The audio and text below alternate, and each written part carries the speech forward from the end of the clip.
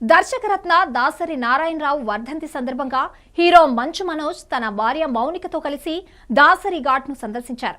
ఇటీవల దాసరి సమాధి పరిసరాల దుస్థితి సోషల్ మీడియాలో వైరల్ కావడంతో అందుకు స్పందించిన మనోజ్ తన టీంతో కలిసి ఆ ప్రాంతాన్ని శుభ్రం చేశారు. ఈ సందర్భంగా దాసరితో తనకున్న అనుబంధాన్ని గుర్తు చేసుకుంటూ భావోద్వేగానికి గురయ్యారు మంచు మనోజ్. దాసరి బహుముఖ ప్రజ్ఞాశాలి అని, చిన్ననాటి నుండి తనకు గురువుగా, తండ్రిలా అండగా నిలిచారని, ఇండస్ట్రీలో ప్రస్తుతం చర్చనీయాంశంగా మారిన థియేటర్ల సమస్యలకు కూడా దాసరి ఎప్పుడో పరిష్కార మార్గం చూపించారని, ఇండస్ట్రీలో ఏ సమస్య వచ్చినా అందరికీ దాసరి ఒక పెద్ద దిక్కుగా ఉండేవారని, ఆయన లేని లోటు ఎప్పటికీ భర్తీ కాదని మంచు మనోజ్ అన్నారు.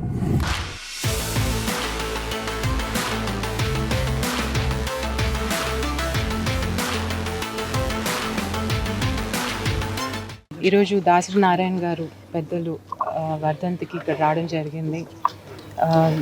పెద్దాయన ఆత్మ ఎక్కడున్న శాంతి కలగాలని మనస్ఫూర్తిగా కోరుకుంటున్నాము. దాసరి నారాయణ గారు అంటే ఇటు ఫిల్మ్ ఇండస్ట్రీకి, అటు పబ్లిక్ సర్వీస్కి తెలిసిన పేరు.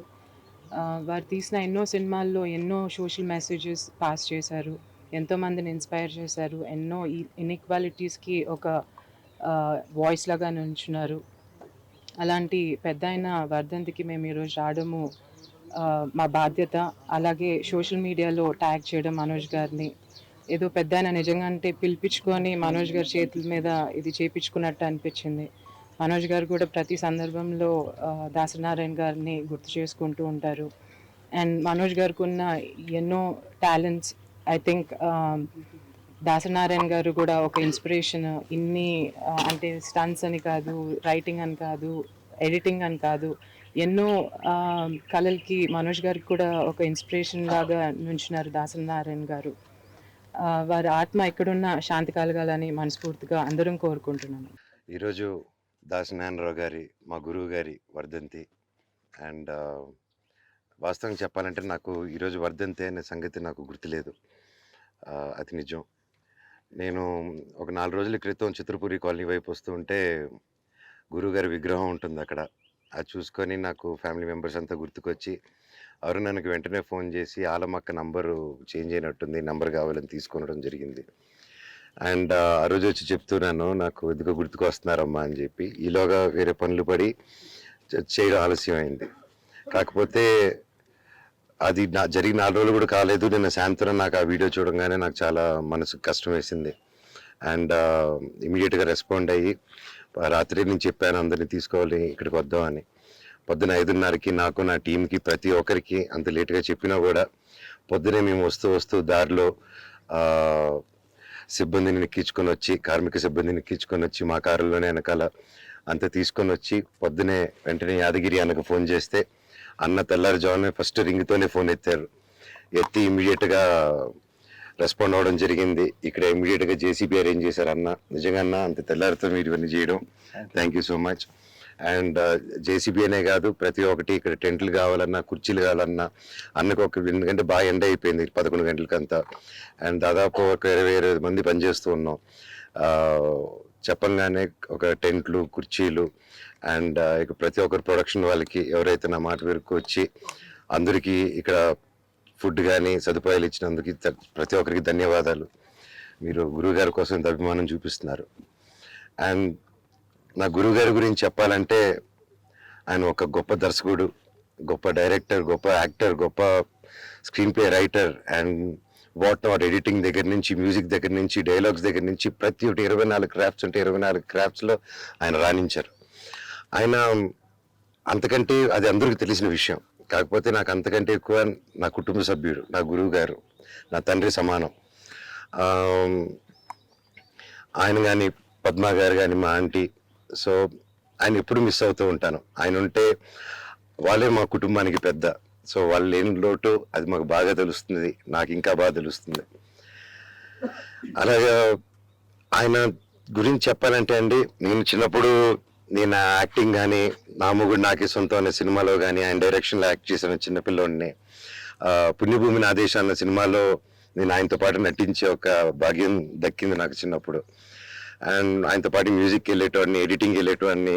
అండ్ నాకు ఏదైనా ఇన్ని క్రాఫ్ట్స్ మీద నాకు కూడా ఇంత ఇంట్రెస్ట్, ఇంత ప్రాణం, ఇంత పిచ్చి ఉందంటే అది మా నాన్నగారితో పాటు దాసనారాయణరావు గారికి కూడా అది ఉందండి.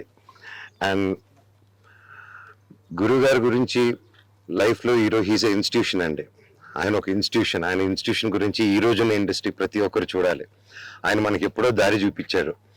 స్పెషల్లీ ఆయన తీసిన సినిమాలు, సోషల్ సినిమాస్ తీశారు, కమర్షియల్ సినిమాలు తీశారు, లేడీ ఓరియంటెడ్ సినిమాలు తీశారు. ఆయన ప్రతిసారి దాసరి నారాయణరావు గారు అయిపోయారు అనే టైంలో ఒక కొత్త రకమైన సినిమాతో ముందుకు వచ్చేటోళ్ళు. అండ్ ఎప్పుడు మెయిల్ డామినెన్స్, ఒక కమర్షియల్, ఒక పెద్ద మాస్ హీరోస్ ఉన్న ప్లేస్లో, ఆ డామినేషన్ ఉన్న టైంలో ఒసే రాములమ్మ అని విజయశాంతి గారితో ఒక సినిమా తీసి ప్రతి హీరోకి ఒక భయం పుట్టించారు. ఆ రోజుల్లో ఆవిడని ఈక్వల్ ఒక కమర్షియల్ హీరో స్పేస్కి తీసుకొచ్చారు. And it is not ordinary thing. ఆయన ఇచ్చిన సోషల్ మెసేజెస్ కానీ, ఆయన రాసిన డ్రామా కానీ, ప్రతి ఎవ్రీథింగ్ వాజ్ డిఫరెంట్. అండ్ ఈరోజు మనం చూస్తున్నాం మన ఇండస్ట్రీలో థియేటర్ సమస్యలు అని చెప్పి మనలో మనం మాట్లాడుకుంటున్నాం, మనలో మనం ఇబ్బంది పడుతున్నాం. కానీ నాకు తెలిసి చిన్నప్పటి నుంచి ఆయన దగ్గర చూశాను. దాసనారాయణరావు గారు ఎప్పుడో మనకి మార్గం చూపించారు, ఎప్పుడో ఆయన దారి చూపించారు. ఆయన ఈజ్ అ మూవీ మిషన్. ఒక సంవత్సరానికి 10-12 సినిమాలు తీసేటోళ్ళు. ఆయన ఒక అడిగితే, ఎందుకంటే మనం ఒక సినిమా తీస్తే ఇంతమందికి డబ్బు వెళ్తుంది, ఇంతమందికి ఉపాధి కలుగుతుంది, థియేటర్స్ ఫిల్ అవుతాయి. థియేటర్స్కి మనం రెగ్యులారిటీ ఇవ్వకపోతే థియేటర్స్కి జనాలు రావడం అది అలవాటు తప్పుతుంది. సో ఎప్పుడో ఒక సినిమా తీయడం కాదు, కంటిన్యూస్ సినిమాలు తీయాలి. కొన్ని పెద్ద అవుతూ ఉంటాయి, కొన్ని మీడియం ఉంటాయి, కొన్ని స్మాల్ ఉంటాయి. కానీ దీనికంతా పరిష్కారం ఆయన ఎప్పుడో చెప్పారు. ఏంటంటే we should do number of films. నేను, నా తోటి నటులు కానీ అండ్ ప్రతి ఒక్కరు కానీ, మై రిక్వెస్ట్ ఆయన అందరూ ప్రయత్నిస్తున్నారు. బట్ నేను ఆ దేవుని కూడా కోరుకునేది ఏంటంటే మన సినిమా థియేటర్స్ ఫ్లోరిష్ అవ్వాలి. ఒక సినిమా చేసే చోట మనందరం ఒక 2, 3, 4 సినిమాలు మనం మ్యాక్సిమం ఎంత పని చేయగలుగుతాం చేసి, I think we all have the responsibility to revive the industry also. మా చేతుల మీద ఇది అవ్వడం నిజంగా అది దేవుడి బ్లెస్సింగ్స్. ఆయన దేవుళ్ళని ఆయన చేయించుకొని ఆయన మా ఆంటీ పిలిపించుకున్నారు. అలాగే తెలిసింది ఏంటంటే ఎవ్రీ ఇయర్ వాళ్ళ ఫ్యామిలీ మెంబర్స్ కూడా ఆలమ్మక్క కానీ, బావగారు కానీ అండ్ అరుణ్ అన్న కానీ ప్రతి ఒక్కరు వచ్చి వాళ్ళు చేస్తూ ఉంటారు. ఈ సంవత్సరం తిథి ప్రకారం నెక్స్ట్ వేరే డేట్కి వచ్చింది, జూన్ 20కి వచ్చింది. సో యూజువల్లీ అందరూ ఈ టైంకి అనుకుంటారు కాబట్టి అనుకున్నారని విన్నాను. సో తిథి కోసం వెయిట్ చేస్తూ డిలే అయింది తప్ప, అండ్ దీంట్లో ఎవరిని తప్పు పట్టేదానికి లేదు, ఒకరిని ఇది చేసేదానికి లేదు. ఇది it was just mislook by everyone. ఇందులో నేను కూడా బాధ్యత తీసుకుంటున్నాను.